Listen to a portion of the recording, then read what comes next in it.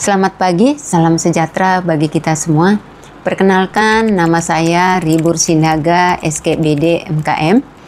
Saat ini saya sedang mengikuti sertifikasi dosen gelombang 1 tahun 2025. Sejak tahun 2006, saya sudah bergabung dengan Stikes Mitra Husada Medan sebagai salah satu dosen tetap yang sebelumnya adalah Akademi Kebidanan Mitra Husada Medan. Homebase saya ada di Prodi Kebidanan Program Diploma 3. Di dalam video ini saya menampilkan pembelajaran dengan salah satu mata kuliah yang saya ampu, yaitu Biokimia dan Fisika Kesehatan dengan kode mata kuliah BD 5203, di mana bobot ada 2 SKS, 1 SKS teori dan 1 SKS praktek. Adapun capaian pembelajaran lulusan pada mata kuliah ini adalah 1. Mampu menunjukkan sikap dan karakter yang bertakwa kepada Tuhan Yang Maha Esa dan mampu menunjukkan sikap religius, menjunjung tinggi nilai kemanusiaan dalam menjalankan tugas. Yang kedua, bekerja sama dan memiliki kepekaan sosial serta kepedulian terhadap masyarakat dan lingkungan yang menunjukkan kinerja yang bermutu dan terukur pelayanan asuhan kebidanan dan mengidentifikasi penyimpangan atau kelainan pada kasus kehamilan, fisika kesehatan, biokimia, farmakologi, biologi perkembangan, ilmu kebidanan. Yang ketiga, mampu menguasai dan mengaplikasikan asuhan kebidanan yang holistik, komprehensif, dan berkesinambungan, didukung dengan kemampuan berpikir logis dan kritis, relektif dan rasionalisme klinis pada asuhan kebidanan kehamilan. Dan yang keempat, mampu menguasai dan melakukan advokasi, komunikasi, informasi, edukasi atau KIE, serta promosi kesehatan yang service excellent berhubungan dengan kesehatan perempuan pada tahap perkembangan siklus reproduksi dengan penggunaan teknologi dan sistem informasi dalam pelayanan kebidanan. Yang kelima, mampu menunjukkan kinerja yang bermutu dan terukur sesuai dengan standar prosedur operasional dalam memberikan pelayanan dan asuhan kebidanan yang berbasis dan pada partisipasi masyarakat dan menjalin kemitraan untuk meningkatkan pemberdayaan perempuan dalam mengelola kesehatan reproduksi, konsepsi, persalinan, pasca persalinan, pengasuhan anak yang service excellent untuk menyelesaikan masalah-masalah melalui pendekatan interpersonal di komunitas. Dan sebagai capaian pembelajaran pada mata kuliah biokimia dan fisika kesehatan ialah mampu menganalisis aspek kimia dalam tubuh, kemudian mampu menganalisis aspek biokimia yang berpengaruh dalam proses reproduksi kesehatan ibu, janin, bayi, dan anak, dan proses oksidasi reduksi dengan benar. Kemudian mampu menganalisis metabolisme karbohidrat, lipid, dan asam amino, dan kemudian mampu menganalisis siklus asam sitrat, hemi, darah, dan protein plasma. Kemudian mampu menganalisis imunologi, pernapasan, dan mineral dalam tubuh. Kemudian mampu memahami dan menguasai konsep laboratorium, klinik, dan pemeriksaannya. Mampu menganalisis ilmu fisika, hukum termodinamika, dan hidrodinamika dalam pelayanan kebidanan. Kemudian mampu memahami pengaturan suhu tubuh, pelayanan kebidanan yang memanfaatkan iptek dengan service excellent dan berjiwa kewirausahaan. Kemudian mampu menganalisis gaya pada tubuh dan kegunaan klinik, dan mampu menganalisis teori gelombang dan jenis alat elektronik dalam pelayanan kebidanan dan pemanfaatannya. Deskripsi mata kuliah ini adalah: pada mata kuliah ini mahasiswa belajar tentang biokimia dan fisika kesehatan yang berhubungan dengan tubuh manusia dalam pelayanan kebidanan. Sebagai bahan kajian materi pembelajaran adalah aspek kimia dalam tubuh yang mencakup senyawa dalam jasad kehidupan, baik itu sintesis dan degradasi.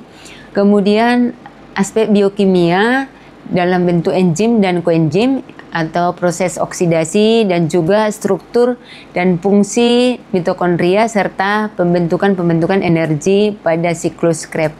Kemudian metabolisme karbohidrat, yaitu gluconeogenesis dan juga urion asid, serta metabolisme lipid, yaitu jaringan-jaringan lemak atau lipoprotein plasma dan kolesterol, dan juga metabolisme asam amino atau asam amino esensial dan keseimbangan nitrogen dalam tubuh. Kemudian siklus asam sitrat pada metabolisme karbohidrat atau lipid dan protein, di mana ada sintesis hemi dan sintesis globin dalam pembentukan sel darah merah dan juga komposisi sel darah dalam tubuh manusia. Kemudian imunologi, pernapasan dan mineral dalam tubuh, dan konsep laboratorium klinik dan pemeriksaannya seperti pemeriksaan darah, pemeriksaan urin, prinsip ilmu fisika, hukum dan termodinamika dan hidrodinamika dalam pelayanan kebidanan. Selanjutnya imunologi, pernapasan dan mineral dalam tubuh. Kemudian konsep laboratorium klinik dan pemeriksaannya, baik itu pemeriksaan darah atau HB, pemeriksaan urin, dan juga pemeriksaan lipid. Kemudian prinsip ilmu fisika, hukum termodinamika dan hidrodinamika dalam pelayanan kebidanan, teori gelombang dan jenis alat elektronik dalam pelayanan kebidanan.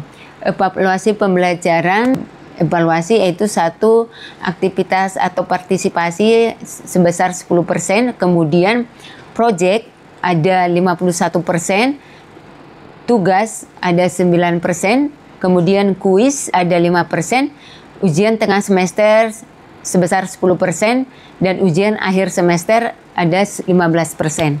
Bentuk dan metode pembelajaran pada mata kuliah ini adalah bentuk pembelajaran tatap muka di kelas dengan praktikan di laboratorium. Dan metode pembelajaran yaitu ada small group discussion, ada case study, ada contextual learning, tutorial, seminar, problem solving, dan demonstrasi dan simulasi.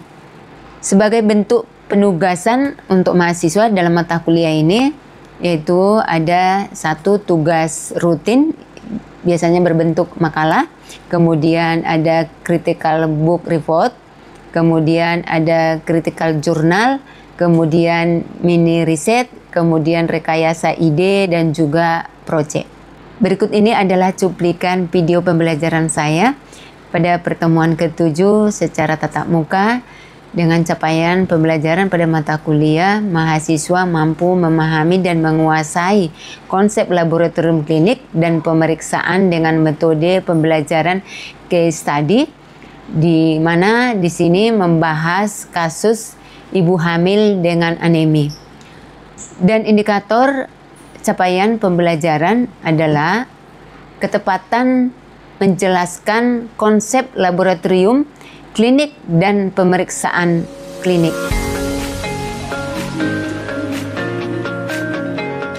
Selamat pagi. Selamat pagi, Ibu. Silakan duduk. Terima kasih, Bu.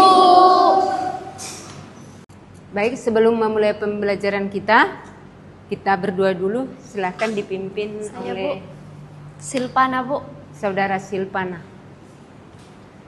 Sebelum kita memulai pembelajaran kita, ada baiknya kita berdoa. Di sini saya bawakan dalam agama Nasrani, mohon untuk yang lain untuk menyesuaikan. Baiklah, kita akan masuk ke pertemuan ke-7, yaitu tentang konsep laboratorium klinik dan pemeriksaan klinik. Sebelum kita masuk kepada konsep laboratorium, Anda perlu sekilas baca kasus ini. Sudah? Sudah, Bu. Ketika Anda membaca kasus tersebut, kira-kira apa yang timbul di benak Anda? Coba satu orang. Siapa tunjuk tangan? Izin Bu, saya Bu. Jadi pemeriksaan yang kita lakukan yaitu adalah pemeriksaan hemoglobin untuk mengetahui apakah ibu tersebut mengalami anemia atau tidak Bu. Terima kasih Bu. Terima kasih. Jadi sudah ada yang memberikan pernyataan, tapi sebelum kita bahas kasus ini, kita akan mengerti dulu tadi konsep pemeriksaannya ya. Ini nanti indikatornya yaitu supaya Anda bisa mampu menjelaskan konsep laboratorium klinik dan melakukan pemeriksaan. Kita kembali kepada konsep laboratorium klinik dan pemeriksaan klinik, di mana konsep laboratorium itu ada 4, yaitu fasilitas kesehatan yang pertama. Disebut fasilitas kesehatan. Kalau kita melakukan pemeriksaan tentu harus ada fasilitasnya. Artinya ada laboratoriumnya. Kalau di Stikes Mitra Husada Medan mungkin Anda sudah mulai mengenal ya lab-lab mana aja. Ada lab ANC, INC, dan sebagainya. Ada lab biokimia. Jadi kalau kita melakukan pemeriksaan biokimia pasti ada lab biokimia. Itu yang disebut dengan fasilitas kesehatannya ya. Jadi fasilitas untuk melakukan pemeriksaan penunjang untuk menegakkan suatu diagnosa. Jadi yang kedua, pemeriksaan spesimen. Kalau kita melakukan tes atau pemeriksaan harus ada spesimennya. Ya kan? Kalau pemeriksaan HB, spesimennya apa? Oke. Jadi artinya harus ada sampel yang dites atau yang dicek. Kemudian nomor 3, alat dan SOP. Nah, kalau kita juga melakukan tes di laboratorium, pemeriksaan spesimen di laboratorium harus tentu alatnya ya. Alatnya harus mencukupi alat-alat apa saja yang harus, misalnya nih seperti pengetesan HB. Biasanya alatnya apa? CHB itu alatnya?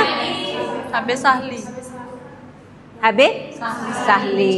Jadi itu di SOP nanti tercatat di sana ada peralatannya apa, instrumennya apa. SOP-nya harus terstandar. Jadi ada standarnya. Nggak bisa asal-asal udah kita tes seperti ini suka-suka, nggak bisa. Jadi harus ada SOP, standar operasional prosedur yang terstandar ya. Jadi nanti ketika kita melakukan praktek di laboratorium, SOP-nya di sana sudah terstandar ya. Kemudian keselamatan kerja dan tujuan pemeriksaan. Keselamatan kerja kalau kita melakukan baik itu pembelajaran laboratorium, maka perlu diperhatikan keselamatan kerja. Kenapa? Salah satunya supaya terhindar dari infeksi. Misalnya nih mengambil spesimen darah. Kalau kita tidak pakai sarung tangan, kita tidak tahu pasien tadi apakah dia ada terinfeksi. Misalnya nih penyakit menular kan. Terus kita ada luka, ya bisa kita terinfeksi. Kemudian terpapar oleh bahan-bahan kimia di laboratorium. Misalnya nih HCl nanti yang digunakan misalnya untuk pemeriksaan HB. Dia kalau misalnya kena bisa terbakar ya. Jadi kita harus melindungi diri, harus safety. Jadi kita harus pakai pelindung diri. Nanti ada di lab semuanya itu lengkap ya. Kemudian tujuan pemeriksaan. Kita melakukan pemeriksaan itu harus tahu tujuannya. Pemeriksaan HB itu tujuannya untuk apa?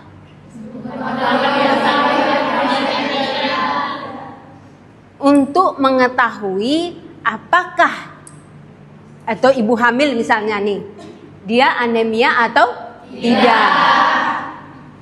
Kita pertemuan sebelumnya belajar tentang anemia. Yang disebut anemia itu Sel darah merah rendah di bawah berapa? Di bawah 11 gram per desiliter. Jadi menurut WHO ada 3 kategori anemia. Siapa yang tahu? Saya Bu, izin Bu, untuk anemia ringan yaitu 9 sampai 10 gram Bu. Untuk anemia sedang yaitu 8 sampai 9. Kemudian untuk anemia berat yaitu Bu di bawah 7 Bu. Inilah kategori anemia ya pada ibu hamil. Kemudian dalam konsep ini jenis pemeriksaan klinik ada pemeriksaan darah, urin, sekret vaginal dan mungkin yang lainnya ya. Nanti Anda pasti melakukan pemeriksaan itu di laboratorium. Kemudian kita pertama kepada pemeriksaan darah, yaitu mengukur kadar hemoglobin. Itu yang tadi ya. Tadi sudah disampaikan ada 3 kategori ya. Ada ringan, sedang, berat. Sampai di sini ada yang mau ditanyakan? Saya Bu, Silakan. izin Bu, yang menjadi pertanyaan saya, apa yang menyebabkan terjadinya anemia pada ibu hamil? Terima kasih Bu. Baik, terima kasih. Pertanyaannya cukup bagus ya. Kenapa terjadi anemia? Ya. Kita pertama harus tahu dulu bagaimana terbentuknya hemoglobin dalam darah, ya. Dalam pembentukan hemoglobin terdapat 2 sintesa, proses sintesa, yaitu sintesa hemi dan globin. Oke. Hemi, globin. Inilah yang terbentuk menjadi hemoglobin. Hemi ini mengikat zat besi. Nah, sedangkan globin ini mengikat protein. Nah,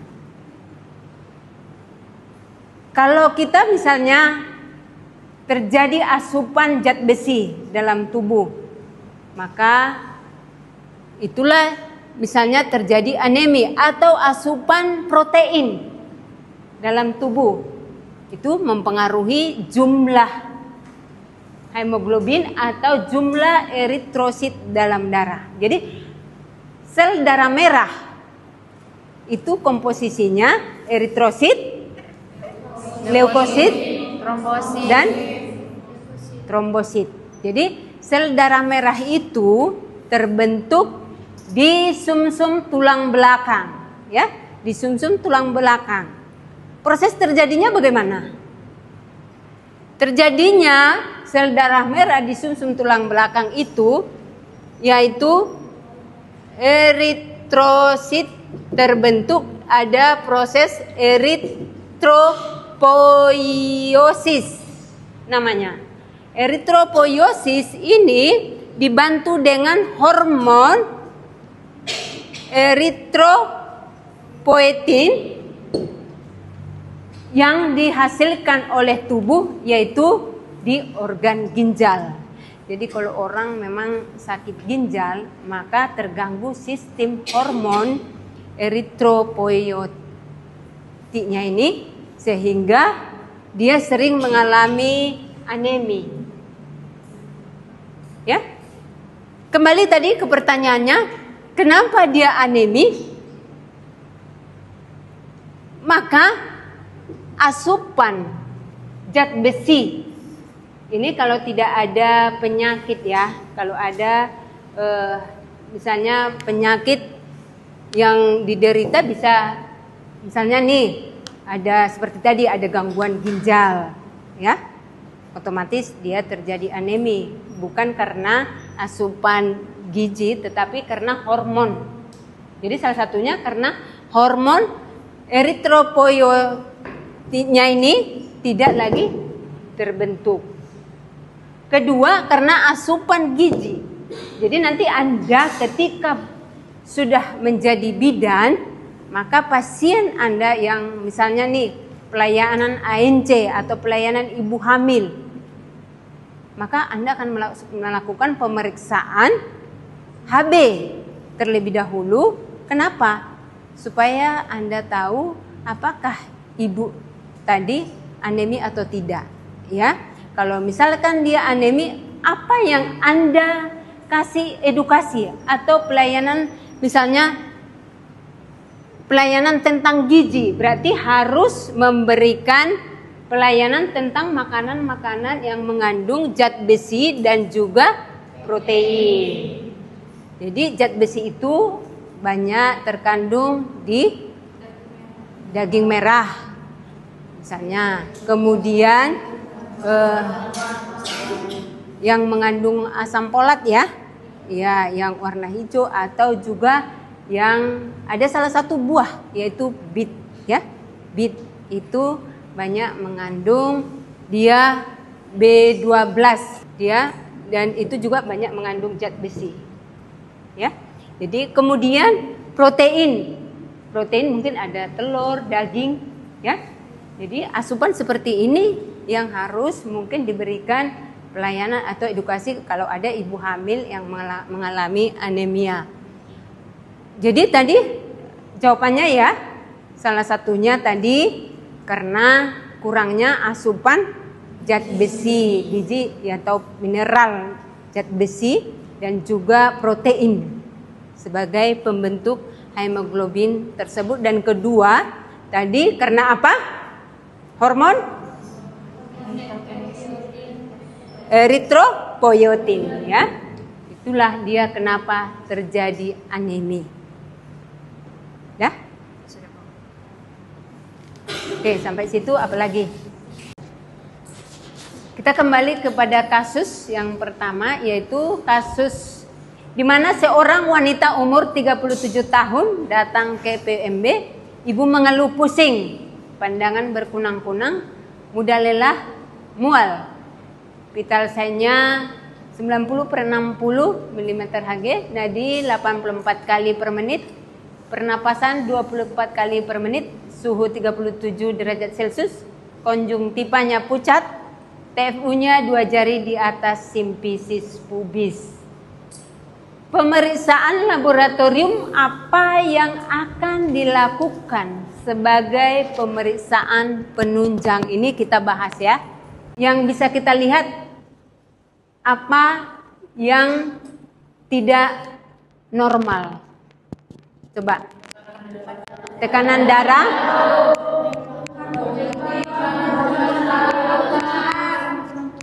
Tekanan darah normal berapa?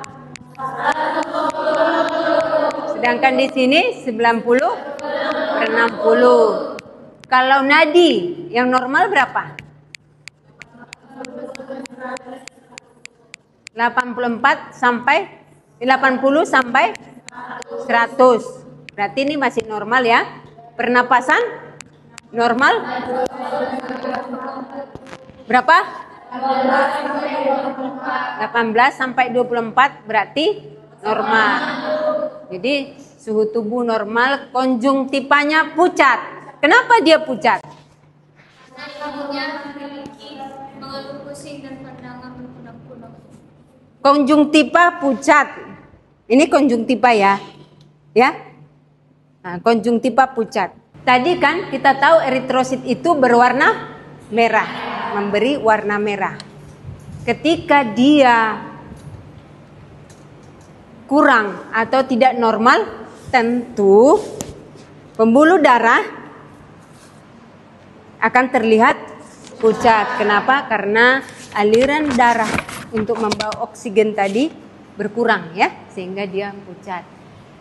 Kemudian pemeriksaan laboratorium apa yang dilakukan sebagai pemeriksaan penunjang?